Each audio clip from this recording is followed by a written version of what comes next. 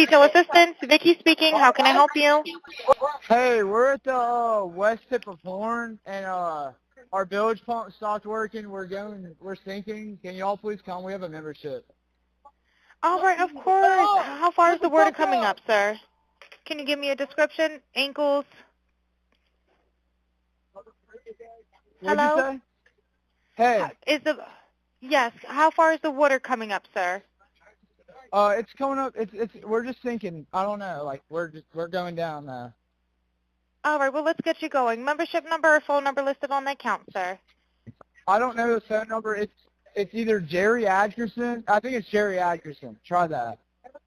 All right. I know we have a membership, like guaranteed. I don't have the tag unless on you here. have a membership number or anything, it's okay. I'll get you over to the captain. What's the best phone number to reach you at? Reach me at 2.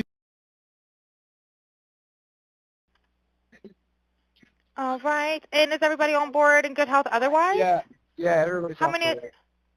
All right. Do you need the United States Coast Guard? What? Do you need the United States Coast Guard? No, we do not need that. All right. All right. Do you have your current GPS coordinates? Let me go look. If not, I can send you a text message.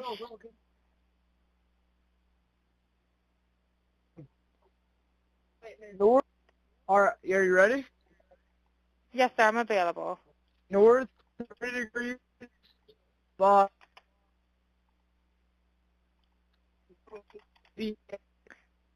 46.72. All right, 4672. All right, and you were breaking up a little bit. Can you just repeat it one more time to make sure I have it correct?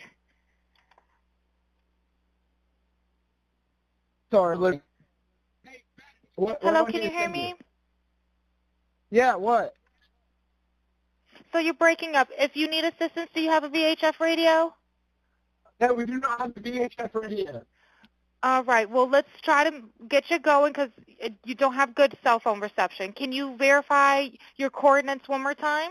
Okay, my coordinates are 30 degrees by 14.684 north, and then west by 88 degrees by 46.79. Right, looks like you're on Horn Island, correct? Are you Yes, on we are Horn at Horn Island? Island. Yes. All right, is the boat sinking or you have it aground? We are sinking, yes. Is it aground is the question? No, we're not aground. We are in 17 foot of water. We're in 31 foot of water. All right, have to ask. What do you want to do? Do you want to be towed back? I want to get this boat unsank and towed back, yes. All right, where would you like it towed to, sir? You can tow it to Ocean Springs Harbor, or Fort Bayou Launch. All right, how many adults and children on board? No, there's no children. So is there anybody on board? How many adults, sir? That was the question.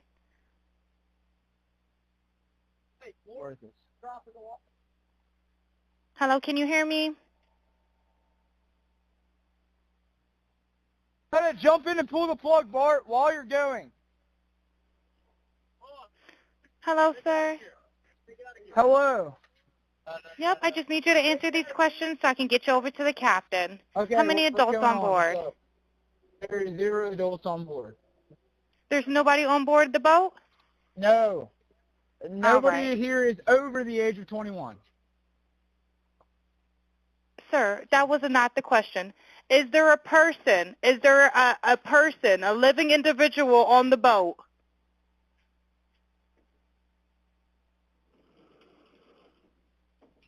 Hello? Is there a living person, someone breathing on the boat? Is there anybody on the boat? Yes, there's lots of people breathing on the boat. All right, how many people, sir? Like 7. All right, thank you. Does everyone have life jackets on or available to them? Yes, we have life jackets available. All right. Verify what boat's sinking. A Triton, 22-foot offshore, 22-foot Triton offshore sea flight hull. All right. All right. Please hold. I'm transferring you to the local captain now. Okay, thank you. This is Captain Seth. Hi, Captain Seth. This is Vicky from International. How you doing today? Doing good. How are you? Good, good. I apologize ahead of time. I really do. You're going to have a fee-for-service come up under Jerry. Okay. It sounds like a bunch of kids on board on Horn Island. He's letting me know that his father's a member, but he can't give me any information. And he's saying the boat is sinking, and he's on Horn Island. It's just unfortunate. He's just a kid. There's a lot going on. So Right. he said there's about a lot of people on board. He says he thinks about 7. I'm guessing they're all under 18. Okay. And I'm not trying to be rude. He wants you guys to go out there and unpump the boat and then tow it in. Do you know what kind of boat it is?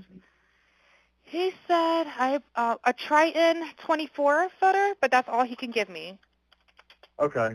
All right. Yeah, I just actually got off the phone with his grandpa, who I'm guessing is the owner of the boat, and Is it he Jerry? said that Jerry. Yeah, he said. Okay. I just hung up with him. He said that they don't need any help right now, but if something changes, he'll call me back. So. Oh, right. I'm guessing that they may have figured it out, because that's what he said. So they're in a panic and their boat won't crank. Yeah, they're in a panic. He's saying the bilge is not keeping up. I asked for Coast Guard. He said no, but he's just really upset on the back end. And, I get it. It's a kid. He just doesn't understand. Oh, okay. Do you still have him on the line? Yes, I still have him on the line. And, again, I couldn't find he couldn't give me anything regarding his grandfather's, membership, so it's just under Jerry fee-for-service. Okay. All right. Yeah, I just talked to. If you want to, we're so tied up right now. We can't really do any non-member jobs right now. Is Jerry a member? Did you find out if he was a member or not? Yeah, I'm not sure if it's his boat or what. I'm not sure what's going on with it. Somewhere on a stretch of water off Horn Island, Mississippi, a phone call was made on July 4th, 2026. It lasted a little over 4 minutes. For weeks, the public was told it was nothing more than a routine call for a marine assistance company, a group of teenagers, a boat with a broken bilge pump, a panicked kid trying to keep his grandfather's Triton offshore from sinking. That was the story. That was always the story. But that call was just released. And when you slow it down, when you listen past the panic in the caller's voice, there is a second conversation happening in the background.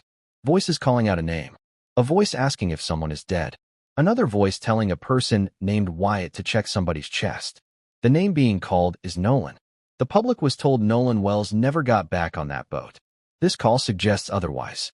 And when you lay that audio next to the boat's own GPS data recovered by investigators directly off the vessel's chart plotter, the story the public was given and the story the water is telling do not match. Not even close. Today we are breaking down that call, minute by minute, word by word. We're laying it against the sworn Marine Patrol report and the timeline it produced. And by the end of this video, I think you're going to understand exactly why so many of us are asking the same question. What happened on that boat between Horn Island and the moment it finally stopped moving that night? Let's get into it. Before we get into a single second of this audio, we have to start where we always start, with Nolan. Nolan Xavier Wells was a teenager from the Mississippi Gulf Coast.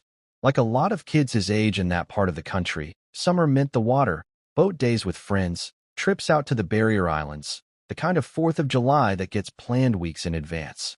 On July 4th, 2026, Nolan was part of a group that headed out to Horn Island, a remote, undeveloped barrier island off the Mississippi coast that's only reachable by boat.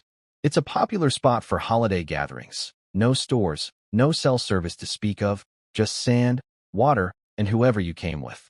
At some point that day, according to the public accounts that have circulated since, something went wrong. Nolan did not come home. In the weeks since, his death has become one of the most closely watched cases on the Gulf Coast, not just because a teenager lost his life, but because of how much confusion, contradiction, and shifting information has surrounded the hours immediately after he was last seen alive. We are not going to speculate today about exactly how Nolan died. That is not confirmed, and this channel does not deal in fabrication. What we are going to do is walk through 2 pieces of hard evidence that have now become public.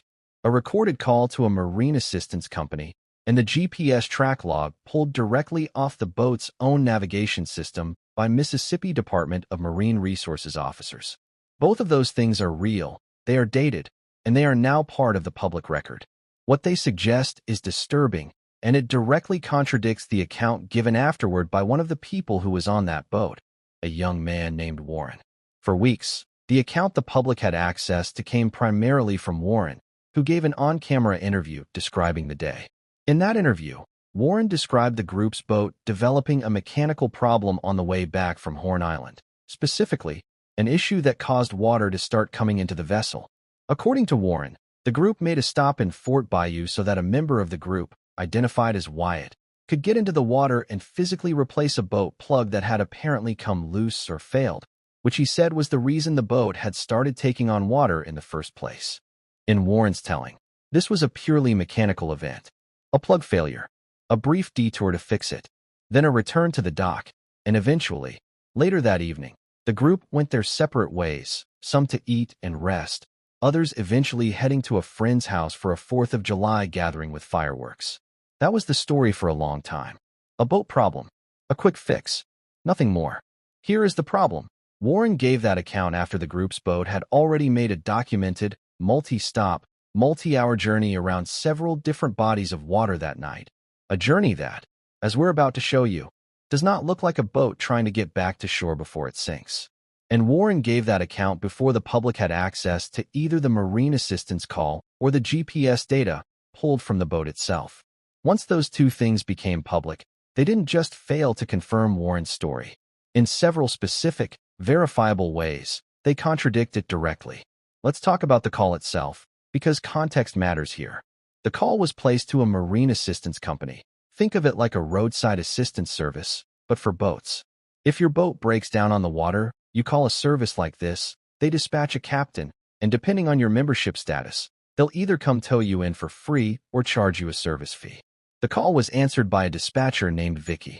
It was ultimately transferred to a local captain identified as Captain Seth. According to what's audible on the recording, a young male caller reports that he and a group are at the west tip of Horn Island, and that their bilge pump, the pump responsible for removing water that collects in the bottom of a boat, has stopped working. The caller states, in a clearly distressed tone, that they are sinking and asks for help. He mentions having a membership with the service, though he's unable to provide a membership number, and instead gives a name. Jerry Anderson, which the dispatcher later works out, is actually Jerry Ottenson, the boat's registered owner, and, based on later details in the call, the caller's grandfather. Vicky, the dispatcher, works through the standard intake questions you'd expect. How far up is the water? Is everyone on board in good health? Do you need the Coast Guard? To which the caller says no. What are your GPS coordinates? Do you have a VHF radio? The caller says no, they don't have one, which is itself worth noting for a boat that's supposedly taking on water far from shore. Eventually, Vicky gets the coordinates, roughly 30 degrees north, 88 degrees west, placing the vessel at Horn Island, consistent with what the caller had already said. She asks whether the boat is sinking or aground. The caller confirms sinking, not aground, and states the boat is in 17 feet of water. Then, in the same breath, corrects himself and says 31 feet. Then Vicky asks how many people are on board. And this is where the call gets strange.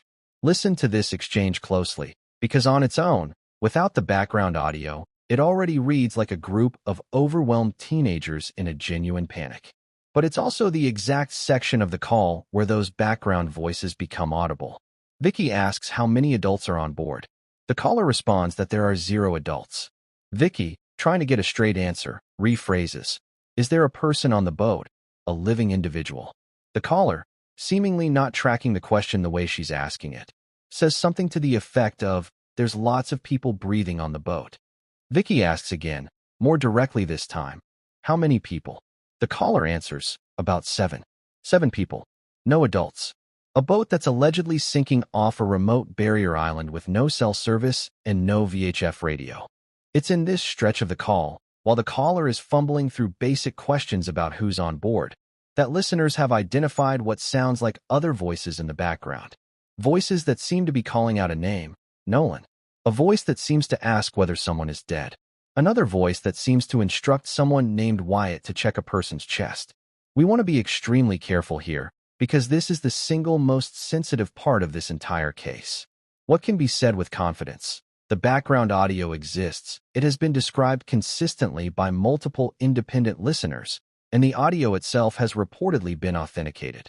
What cannot be said with confidence, at least not yet? An exact, word-for-word transcript of overlapping background speech buried under a stressed caller's voice on a marine radio-quality phone line. That kind of audio is genuinely difficult to parse with total certainty, and this channel is not going to pretend otherwise. But here is why it matters regardless of the exact wording. The public was told, unambiguously, that Nolan never made it back onto the boat that day. If there is any audible reference to Nolan, to checking someone's chest, to whether someone is alive, occurring in real time during a call about a boat allegedly sinking off Horn Island, that is directly at odds with the account that's been given. At minimum, it demands an answer. At maximum, if the interpretation holds up, it suggests the public was told something that was not true from the very beginning. That's not a conclusion. That's a question. But it's a question the evidence itself is raising, not something being invented for this video. The call continues. Vicky gets a description of the boat, a 22-foot Triton offshore center console, and transfers the caller to Captain Seth, the local captain who would presumably need to respond. What happens next is, honestly, one of the more revealing parts of the entire recording, and it's easy to miss if you're only paying attention to the initial panic at the start of the call. Vicky briefs Captain Seth. She tells him it sounds like a group of kids on Horn Island, that the caller can't provide membership information but claims his father is a member, that the boat is allegedly sinking, and that there are around 7 people on board, likely all minors. She also tells him she just got off the phone with the caller's grandfather, who she identifies by name as Jerry, and that the grandfather told her the group does not need help right now, but that he'd call back if that changed. Read that again. While the caller, a minor, clearly panicked, on the phone with dispatch describing a sinking boat, is still on the line asking for emergency marine assistance, his own grandfather is independently telling the same company that help is not needed anymore. Captain Seth's response is telling too. He essentially says the company is too tied up to take on a non-member job right now, and asks whether Jerry, the grandfather, is confirmed as an active member. Vicky checks, confirms he is, and the job gets reclassified and reassigned under the grandfather's membership rather than as an outside emergency call. Captain Seth tells Vicky to transfer the young caller over so he can speak with him directly, and the recorded portion of the call ends shortly after. So to summarize what we can verify from this call alone, a panicked miner called for help with a boat he says is sinking off a remote island, with 7 people aboard and no adults present. While he was still on the phone, his grandfather separately called the same company to say help was no longer needed. And in the background of that same call, listeners have identified what may be references to a person named Nolan, a question about whether someone is dead, and an instruction to check someone's chest. That's the call. Now let's talk about where that boat actually went. Well, it seems as though we may finally be getting answers about what happened to Nolan Xavier Wells. The phone call to STO was released yesterday, and although the caller appeared panicked and focused on keeping the boat from sinking, there seems to be much more happening in the background. If you listen closely, you can seemingly hear passengers calling Nolan's name, even though the public has been told that Nolan never made it back onto the boat. You can also hear what sounds like someone asking whether he is dead, and another person telling Wyatt to check his chest. There is so much happening in this call, and what we appear to hear does not match the account Warren gave during his interview. This audio may also help answer several major questions. Why did the group suddenly say they no longer needed assistance? Why did we see them leave the boat launch near Eli Jackson's home, but never saw them return? And why was there a quick detour involving the allegedly sinking boat after they docked, taking it from Jax's house to Fort Bayou? Investigators, either critical details are being overlooked or the public has not been given the complete story. The audio is already authenticated. And if the background statements that I've interpreted are correct, then we are demanding immediate investigation, clear answers, and several arrests. Let's go. CTO assistance. Vicky speaking. How can I help you? Hey, we're at the west tip of Horn, and our village pump stopped working. We're sinking. Can you all please come? We have a membership. All right. Of course. How far is the word coming up, sir? Can you give me a description? Ankles. Hello? Hey? Is the yes. How far is the water coming up, sir? Oh, it's coming up. It's we're just thinking I don't know. Like we're going down though. All right. Well, let's get you going. Membership number or phone number listed on my account, sir. I don't know the phone number. It's either Jerry Adderson. I think it's Jerry Adderson. Try that. All right. I know we have a membership, like guaranteed. I don't have the tag on. Do you have a membership number or anything? It's okay. I'll get you over to the captain. What's the best phone number to reach you at? Reach me at all right. And is everybody on board in good health otherwise? Yeah? Yeah, everybody's on. How many? All right. Do you need the United States Coast Guard? What? Do you need the United States Coast Guard? No, we do not need that. All right. All right. Do you have your current GPS coordinates? Let me go look. If not, I can send you a text message. All right. Are you ready? Yes, sir. I'm available. North 4672. All right. 4672. All right. And you were breaking up a little bit. Can you just repeat it one more time to make sure I have it correct? Sorry. Hello? Can you hear me? Yeah? What? So, you're breaking up. If you need assistance, do you have a VHF radio? No, we do not have the VHF radio. All right. Well, let's try to get you going because you don't have good cell phone reception. Can you verify your coordinates one more time? Okay. My coordinates are 30 degrees by 14.6, 684 north, and then west by 88 degrees by 46.79. All right. Looks like you're on Horn Island. Correct. Are you at Horn Island? Yes. All right. Is the boat sinking or you have it aground? If we were sinking. Yes. Is it aground is the question? No, we're not aground. We are in 17 t of water. We're in 31 t of water. All right. Have to ask. Where do you and what do you want to do? Do you want to be towed back? I want to get this boat unsank and towed back. Yes. All right. Where would you like it towed to, sir? Can tow it to Ocean Springs or Fort Bay Launch. All right. How many adults and children on board? No, there's no children.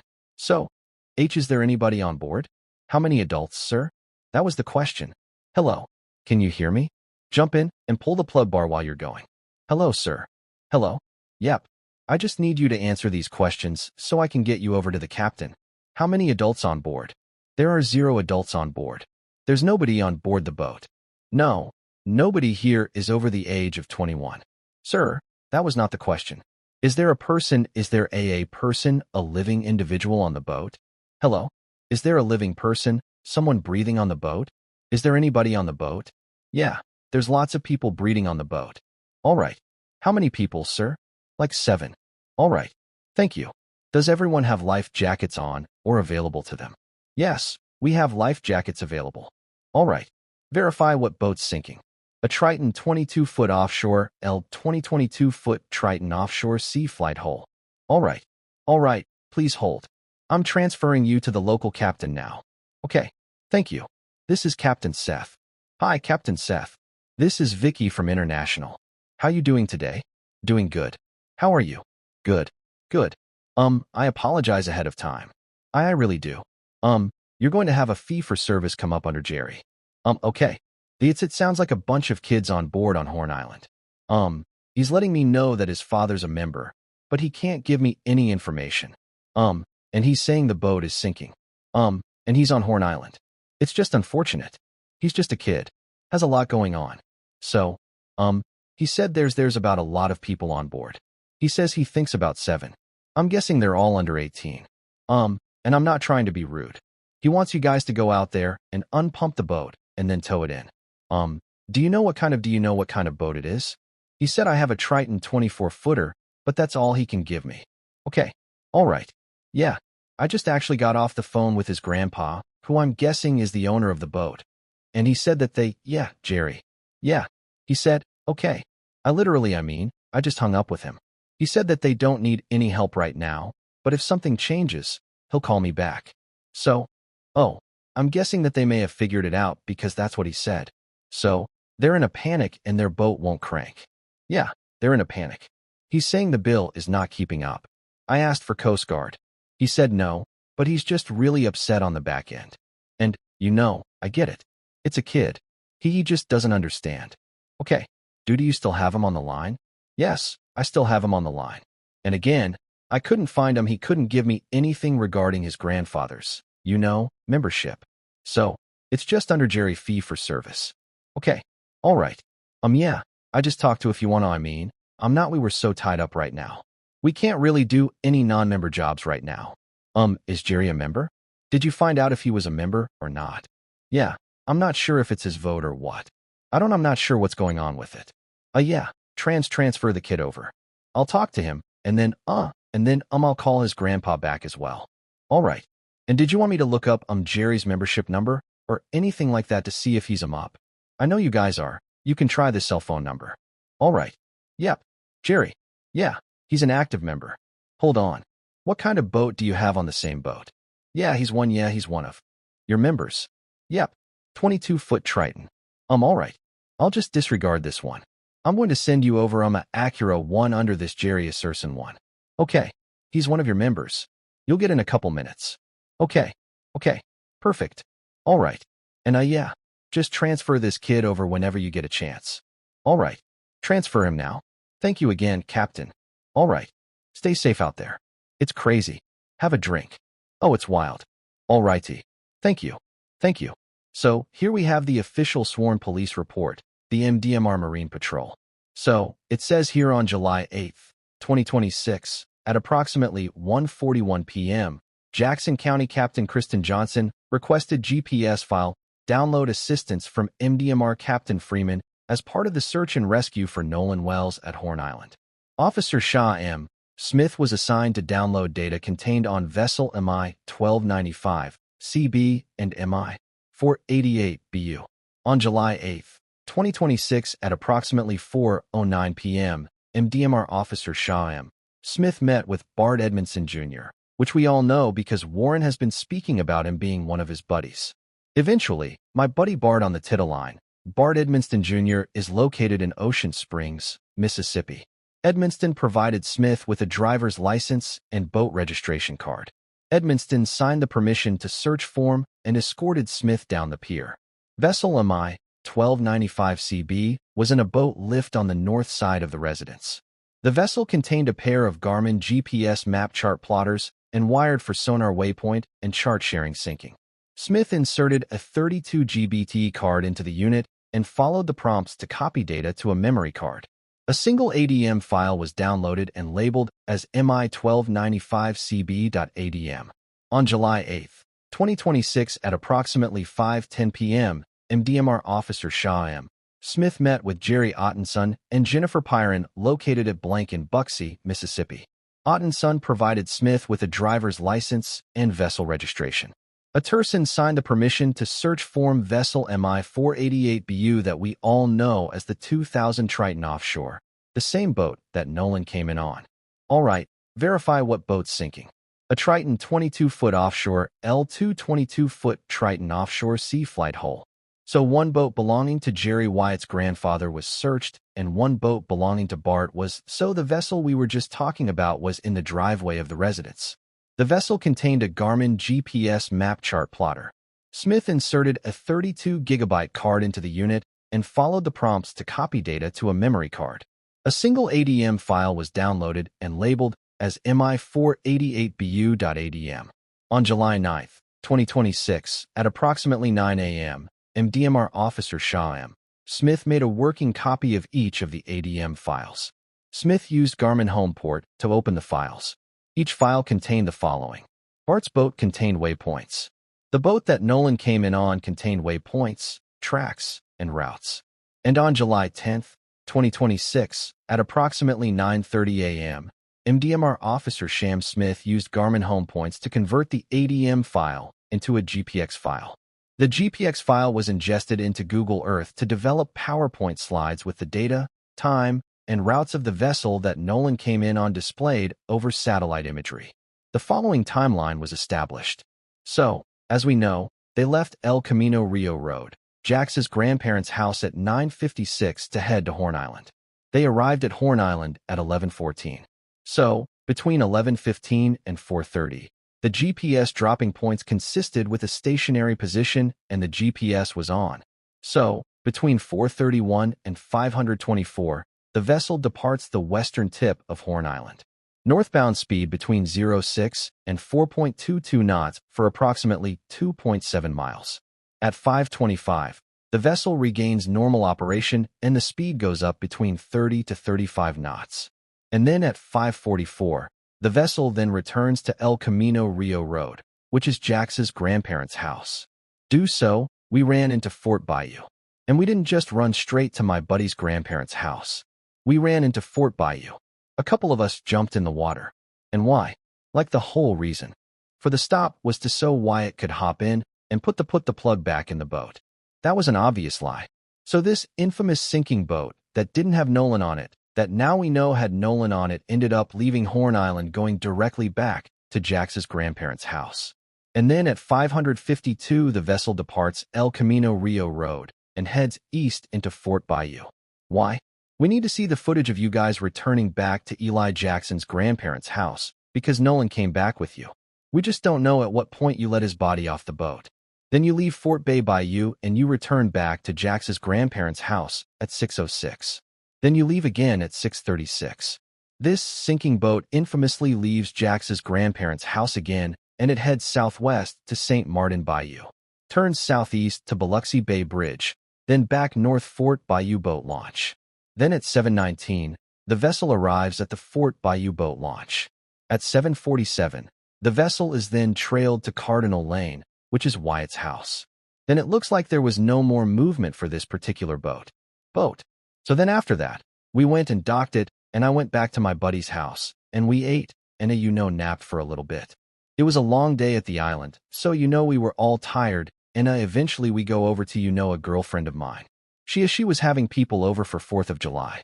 We were doing like fireworks and stuff. So we all went over there to swim and hang out.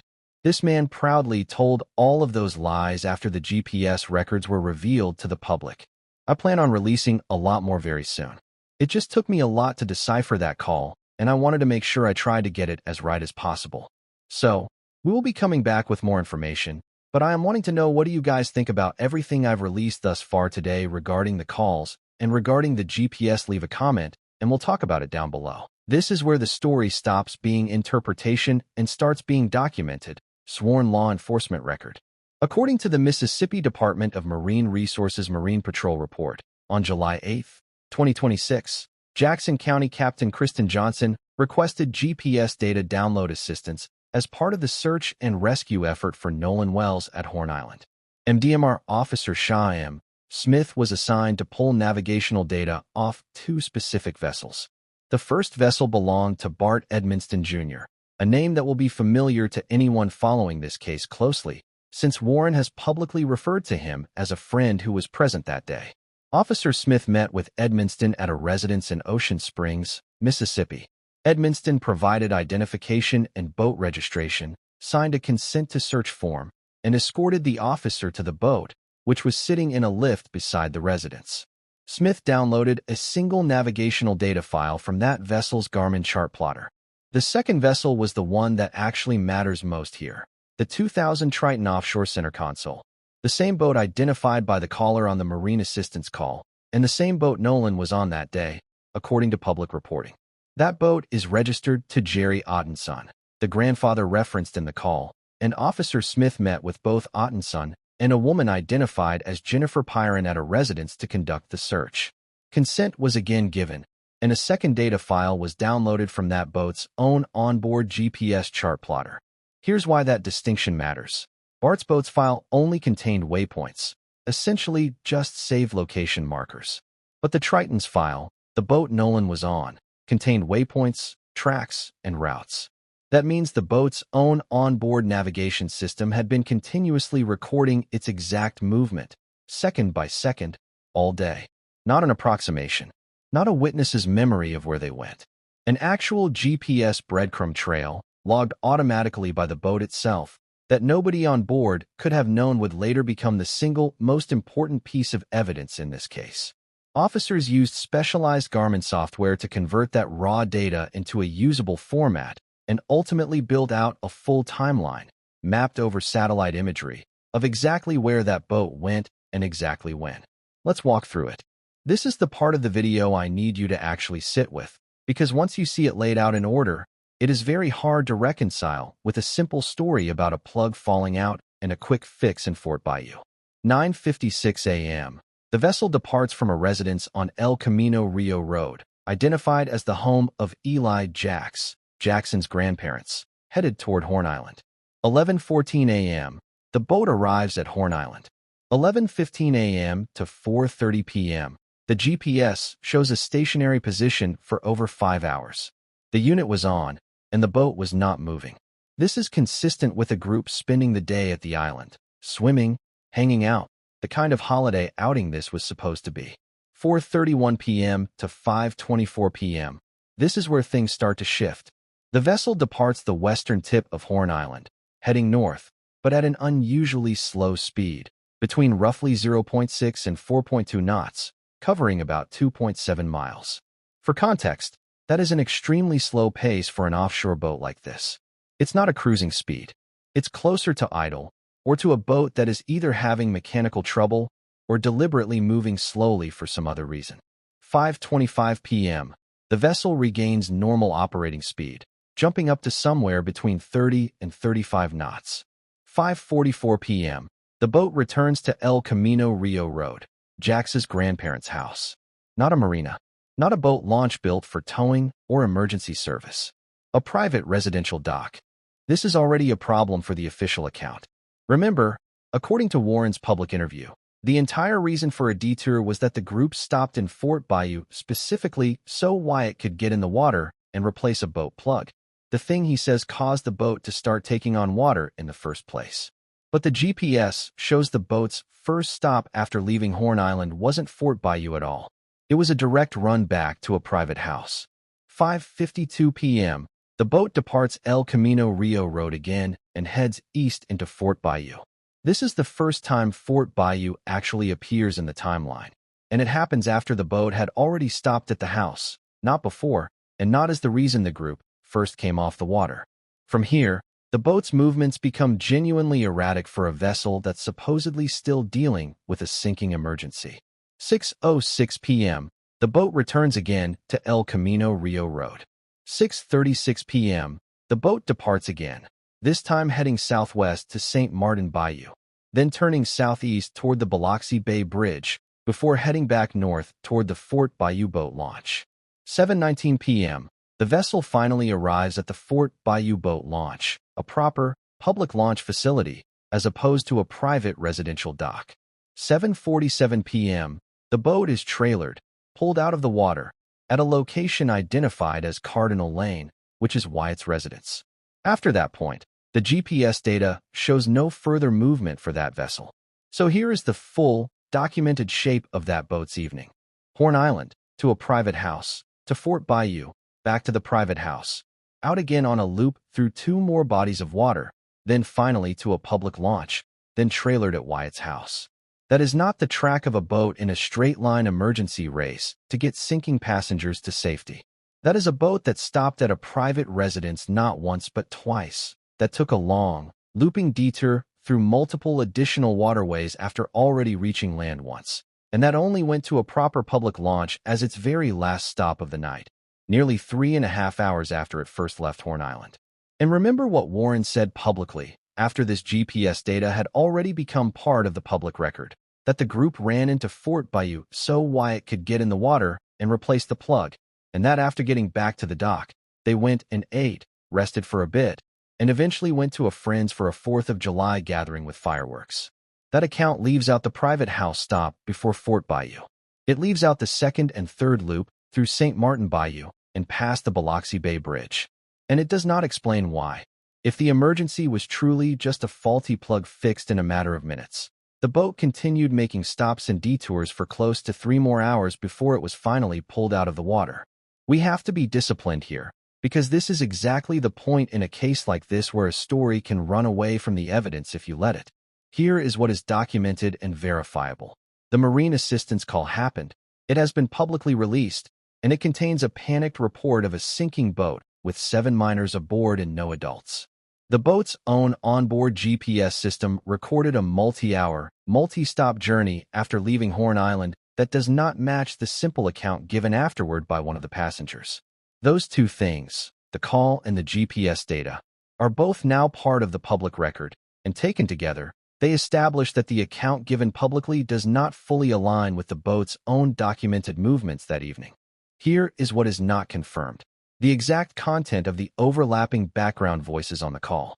What, specifically, happened during the slow, 2.5-mile stretch off Horn Island where the boat's speed dropped to nearly idle? What happened during either of the stops at the private residence, or during the additional loop through St. Martin Bayou and past the Biloxi Bay Bridge? And critically, nothing here establishes how Nolan Wells died, or assigns responsibility for his death to any specific individual. No one involved.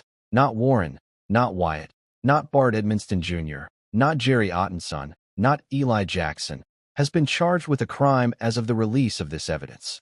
What we have is a documented, significant gap between what was said publicly and what the boat's own systems recorded. That gap is real. It's not manufactured, and it's not this channel's interpretation. It comes directly from a sworn law enforcement report and a recorded emergency call. But a gap in a timeline is not the same thing as proof of what filled that gap.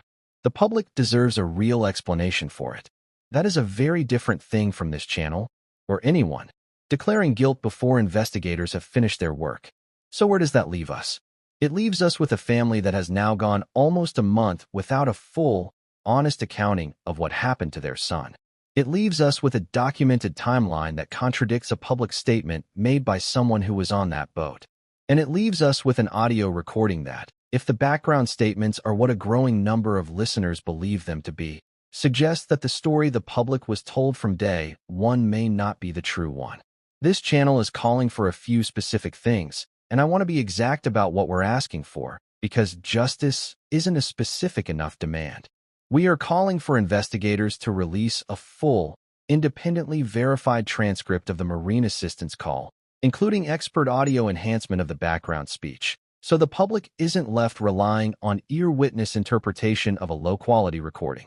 We are calling for a public accounting of what happened during that slow 2.5-mile stretch off Horn Island, and during both stops at the private residence on El Camino Rio Road. And we are calling for anyone with additional information, anyone who was at that 4th of July gathering later that night, anyone who saw that boat at any of the locations on this timeline, to come forward to investigators, not just to social media. Nolan Wells was a kid who went out on a boat with his friends for a holiday and never came home. Whatever happened on that water, his family deserves the truth, not a story that falls apart the moment you compare it to the boat's own GPS log.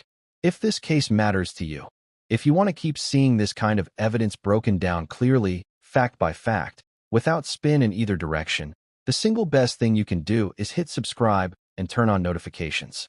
This case is moving fast, and I will be back with updates the moment there's something new to report, whether that's an official response to this audio, additional GPS data, or movement from investigators. Drop your thoughts in the comments. I read every one of them, and I'll be pulling questions from this section for a follow-up video. And if you know someone following this case, send them this video. The more eyes on this timeline, the harder it is to look away from the questions it raises. Nolan deserves answers. His family deserves answers. And I'm not going anywhere until we get them. Thank you for watching. I'll see you in the next one.